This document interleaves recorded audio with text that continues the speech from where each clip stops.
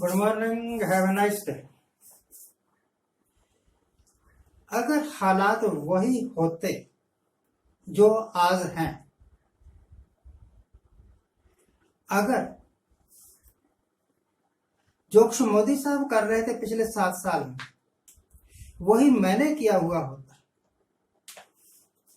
अगर मोदी साहब ना होते प्राइम मिनिस्टर, अगर मैं प्राइम मिनिस्टर होता और मेरी बेवकूफियों के कारण हिंदुस्तान की अर्थव्यवस्था बैठ जाती, -24%, -10%, -8%, ऐसे हमारी ग्रोथ रेट होता जीडीपी का। अगर किसान 6-6 महीने तक आंदोलन करते रहे होते मेरे विरुद्ध, मोदी के विरुद्ध कर रहे हैं वैसे, अगर व्यापारी नाराज होते मेरे कारण, अगर आम आदमी नाराज होता क्योंकि पेट्रोल की, डीजल की, एलपीजी गैस की, खाने वाले तेलों की कीमतें बेहताशा बढ़ रही, तो अगर पूरे देश में मेरे पुतले फूके जा रहे होते और अगर कोई प्रेस वाला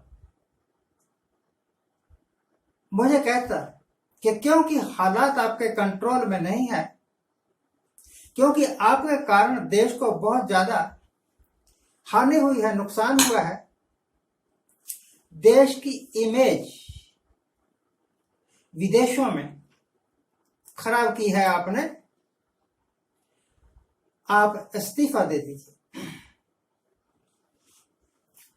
तो मैं उनको एक जवाब देता कि देश के हालात खराब नहीं है, ये जो कांग्रेस वाले हैं, ये जो विपक्ष वाले हैं, ये लोगों को गुमराह कर रहे हैं।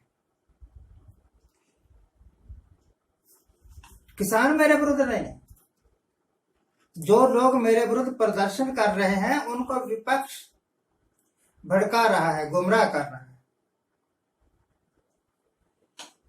कीमतें मेरे कारण नहीं बढ़ रही, कीमतें मेरे कारण नहीं बढ़ रही, विपक्ष वाले व्यापारियों को, जमाखोरों को भड़का रहे हैं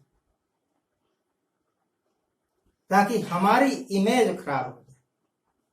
वो राजगद्दी हासिल करना चाहता है। फिक्र मत कीजिए, सरकार हाथ पर हाथ धरे हुए नहीं बैठी है। अगर कोई कहता है कि बेरोजगारी है बहुत ज्यादा, आपने बेरोजगारी दूर करने के लिए कोई कार्य नहीं किया है, तो सीधा सा जवाब तो होता मेरा कि देखो भाई, बेरोजगारी आज जो दिख रही है आपको, वो उसके बीच पिछले 40-50 वर्ष में बीते गए हैं। हिंदुस्तान की जनसंख्या बेहताशा बढ़ती रही है और ये कांग्रेस वाले सिर्फ राजनीतिक नोटियां सेकते रहे हैं। इन्होंने देश की जनसंख्या को कंट्रोल करने के वास्ते कुछ किया ही नहीं। और कोई पूछता कि आपके राज्य में गंगा नदी लाशों से भर गई, इससे विदेशी मीडिया में हिंदुस्तान की छवि खराब हुई है, तो मेरा सीधा जवाब होता मेरे कारण नहीं। ये जो विपक्ष के लोग हैं, ये लोगों को गुमराह कर रहे हैं कि लाशों का दाह संस्कार ना करो, इनको गंगा नदी में बहाओ। और जब सैकड़ों लोग विपक्ष की बात मान के लाशें बहाएंगे, तो फिर भाई गंगा में लाशें तो दिखेंगी ना। तो फिक्र ना करो, हम प्रबंध कर रहे हैं, पुलिस का पहरा लगा दिया है, जो भी अब आगे से लाश बहाएगा उसके ऊपर हम मीसा लगा देंगे। अगर कोई कहता कि मिस्टर प्राइम मिनिस्टर, आप इकोनॉमिक पॉलिसी आपकी फेल हुई, फाइनेंशियल पॉलिसी आपकी फेल हुई, फॉरेन पॉलिसी आपकी फेल हुई, आप विदेशों से अच्छे संबंध बनाकर नहीं रख सके, अच्छी भली हिंदुस्तान की छवि आपने खराब कर दी, आप इस्तीफा दीजिए। तो मैं एक सवाल पूछता, भले मानस एक बात बता, उस वक्त हिंदुस्तान की छवि खराब नहीं हुई थी जिस वक्त नेहरू चाइना से हार गया था? अब हमने तो चाइना के साथ इतना अच्छा संबंध बना दिया है कि अगर हम उनके सामानों की होलियां भी जला दें तब भी वो बुरा नहीं मानते। फिर हम कहते हैं कि हमें ऑक्सीजन दे दो, और वो ऑक्सीजन के कंटेनर भेज रहे हैं। ये हमारी पक्की दोस्ती का प्रमाण है। हमारे विकास को देखते नहीं, हमारे विकास को देखिए, हमने कितना विकास किया है।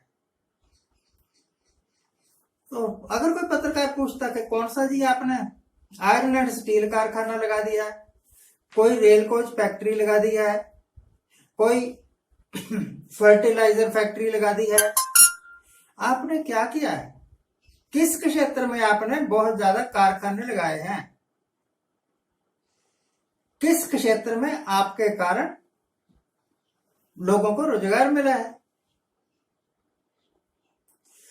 तो मैं जवाब देता कि आज जितना भी रोजगार मिल रहा है वो हमारे कारण ही मिल रहा है। लोग हमारे से इतने खुश हैं कि पूछो मत। देखिए, हमने रेल बंद की, लोग चुप। पब्लिक ट्रांसपोर्टेशन सस्पेंड कर दी, लोग चुप हैं, कोई कुछ नहीं बोलता। इसका मतलब लोग हमारी पॉलिसियों से सहमत हैं। 3-3 महीने के वास्ते हम बाजार बंद कर देते हैं, कोई चू तक नहीं करता। जो एलपीजी गैस कांग्रेस वालों के राज में 400 रुपए का सिलेंडर बिक रहा था, हमने 900 रुपए का बेचना शुरू कर दिया। किसी ने विरोध किया? इसका मतलब लोग खुश हैं। जो पेट्रोल कांग्रेस के राज में 55-60 रुपए लीटर मिल रहा था, हमने 100 रुपए लीटर बेच दिया। किसी ने विरोध किया? इसका मतलब लोग खुश हैं। सरसों का तेल जो 70 रुपए लीटर बिक रहा था कांग्रेस के राज में, हमारे राज में अब 180 रुपए लीटर बिक रहा है। किसी ने विरोध किया? नहीं किया, क्योंकि लोग जानते हैं कि हम जो कुछ कर रहे हैं वही ठीक है। जो पहले वाली सरकारों ने किया यह बिल्कुल गलत था, इसी करके उनका विरोध होता था। हमारा विरोध नहीं होता, यही सबसे बड़ा प्रमाण है कि हम सबसे लोकप्रिय सरकार है। जाहिर है मैं कभी प्राइम मिनिस्टर नहीं बनूंगा, क्योंकि मैं कभी इलेक्शन नहीं लड़ूंगा। परंतु दोस्तों, ये एक कटाक्ष है, व्यंग है इस आज के सिस्टम पर, आज के भारत पर, और खासतौर पर आज की सरकार पर, नरेंद्र मोदी।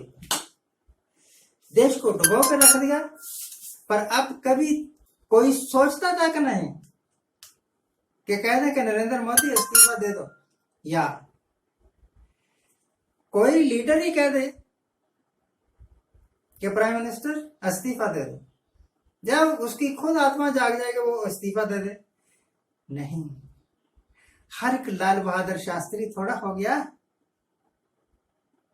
हम पक्के ठीक हैं। आज के लिए इतना है। आज जिनका जन्मदिन है उनको हैप्पी बर्थडे, आज जिनकी मैरिज एनिवर्सरी है उनको बहुत बहुत शुभकामनाएं। सदा सुखी रहिए, आनंद प्रसन्न रहिए। अपने आप से सवाल पूछिए कि क्या इस वक्त की व्यवस्था से आप खुश हैं? अगर नहीं तो आपने किया क्या है इस व्यवस्था का विरोध करने के लिए? जैसे मैं आवाज उठाता हूं, आप उठाइए। Thank you very much for watching. Thank you.